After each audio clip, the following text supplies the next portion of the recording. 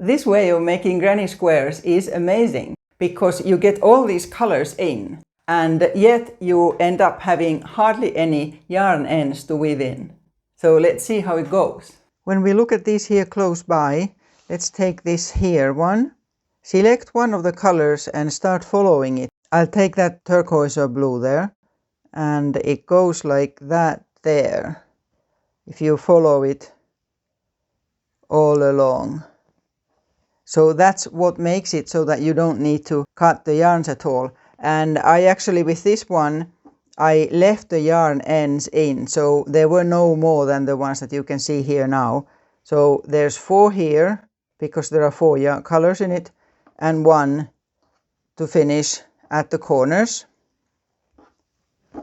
And you see that we start with 4 different colors. Then if we go to this here one, it only has 3 colors, and you see that in the center. So these 2 granny stitches are the same color, and then there's that there. And again, let's say I follow the white, so it goes like that there, quite right round. So when we work it like that, we get a multicolored granny square with hardly any yarn ends. These are all quite bright colors, but you can also make it so that the colors are very similar. This also has 3 colors, but they're very blending colors, so it's much more peaceful at the end. In these 2, the yarn is bamboo, and I made them in this here size so that I'm going to use them as kitchen cloths. For any kind of cloths used for washing or wiping, I always use only bamboo because it's very absorbent and it's also antibacterial. So what you need is as many colors as you're going to use. Like normally with granny squares, they should be approximately the same weight. These are all the same yarn. That's the same bamboo I was using there earlier. And for the sample, I'm just going to use 3 colors, not 4, because we see how it goes with the 3 colors, and then you would just add 1 if you wanted to. And then you need a hook that goes with your yarn. Mine is 4mm Clover Amour or G. I have a link to these hooks in the description. So let's start making our square. And like with always with granny squares, there are many alternative ways of doing corners and sides and number of stitches and so on, but I'm only showing one. Select one of your colors to start with. I'm taking this here lilac, and first a slip knot, whichever way you make it, and chain 5,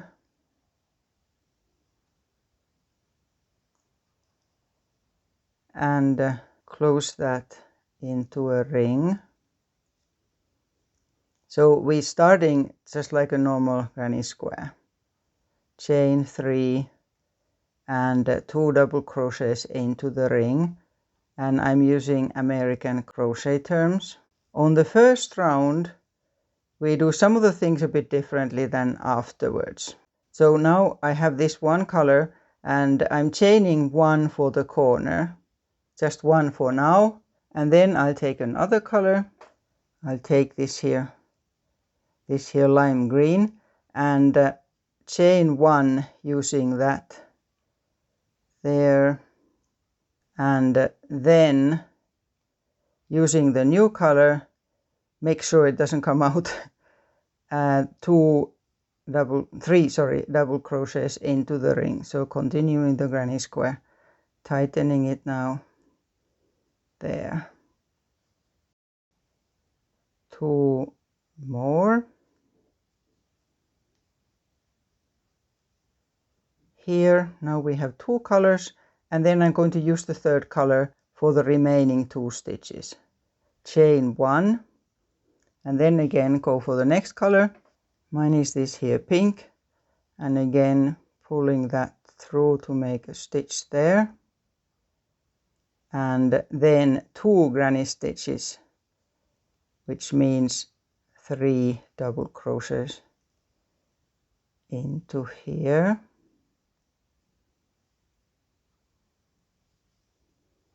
So that's the first one. Chain 2 and to another granny stitch.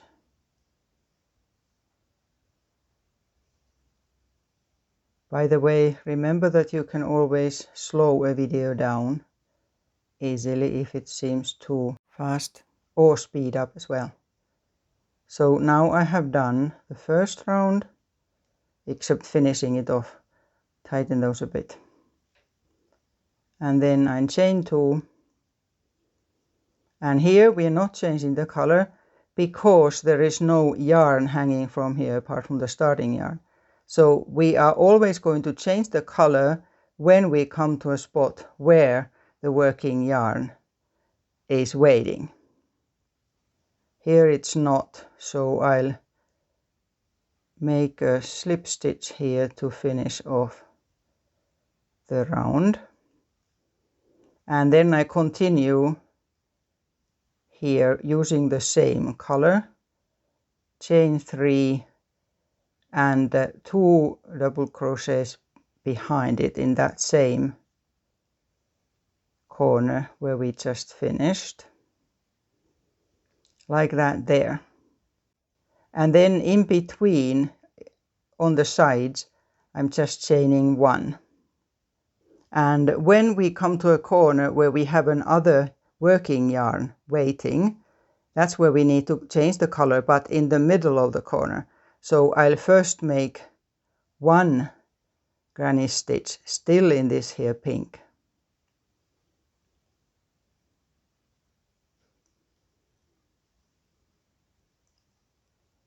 Like that.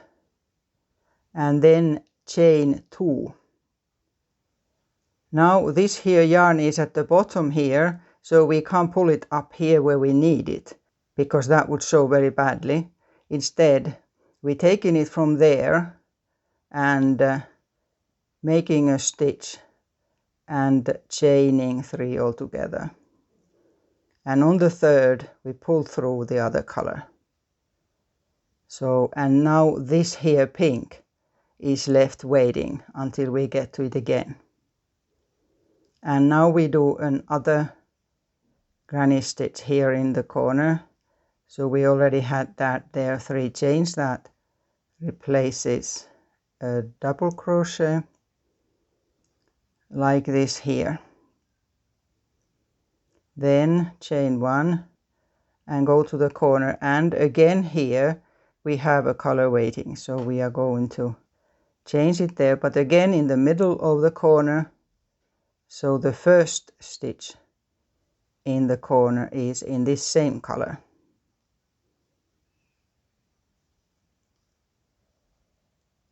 Like that there. And then before changing we always chain 2 in the same color that we have been working on.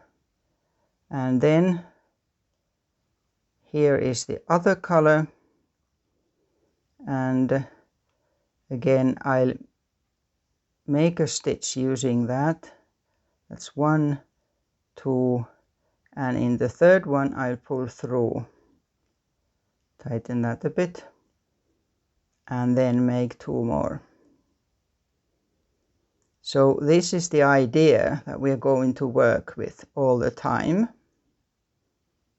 And now when we look at this, the next hanging working yarn is here. So we will crochet this same color all the way there, but there is also the end of a round here. So let's see how that goes.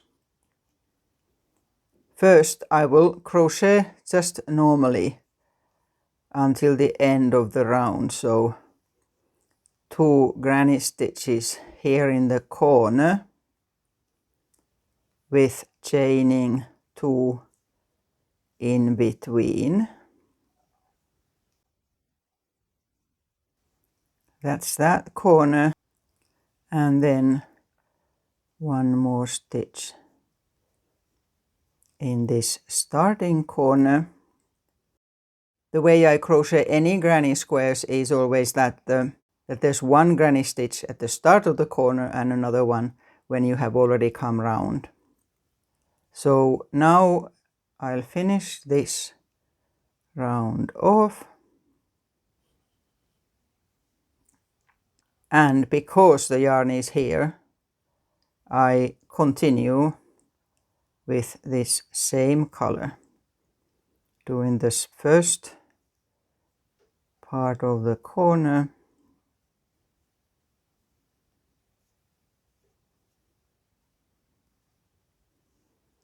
And I'll just continue now until the corner here. So this here lime green has gone all the way around there.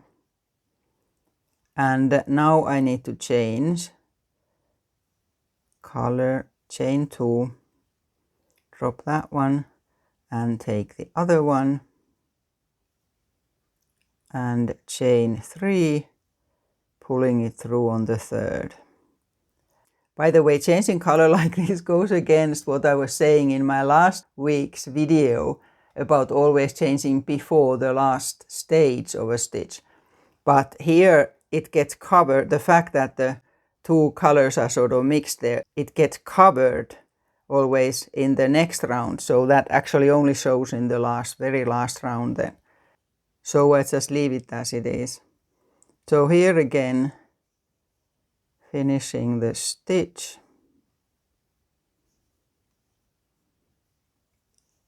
And then the next yarn change is in the next corner. So whether you have 3 or 4 different colors, the stretches of how much you use one color, they vary.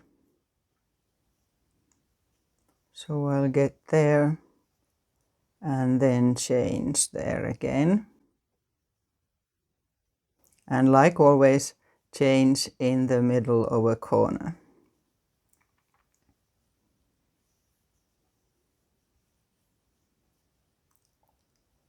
Chain 2 and then take the other color, stitch, chain 3, pulling the third one through, and so on.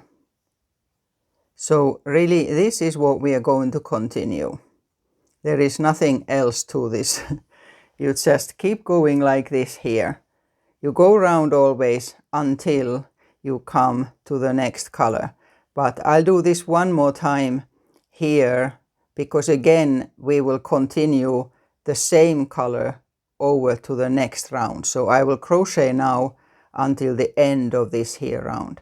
And by the way, if you are at all uncertain about how you see where a granny square round starts, then it's worth putting a stitch marker in it so that you don't by accident go past it like that and then it will go completely mixed up. So I'll go until there. I'm in that corner now where the round ends, so slip stitching there. And because the next yarn is in here, so I have to continue with this same color again. And that is how you get it to go in spirals.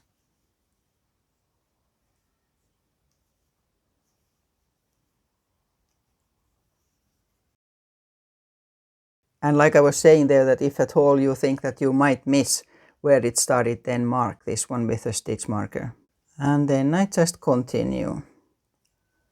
And this is what you just keep doing, and there's no limit to how big you can make a granny square like this here. So I will continue until there, and in that corner again I'll first have this color and then I change the color. And like we can see, the next stretch will be very short. When you have 4 colors instead of 3, the colors work a little bit differently, so don't be alarmed if sometimes you actually cannot change the color in the corner so that the color would change in the middle of the corner. It will still look right even if your yarn is hanging in here. It's just the way it works with some of the yarns then when you have 4. But as long as you always change the color where your next yarn is hanging, then you are kept right. Did you know this technique before? Why I'm asking is that there are very few videos about it. Actually, searching for a spiral color change in granny square, the only one that came up like this here was my own, about 9 years old. All the other ones had a rounded spiral in the middle that was then later made into a square. But I hope you'll get use of this and try it if you haven't yet. And again, finishing with a few seconds from a nature walk I had recently.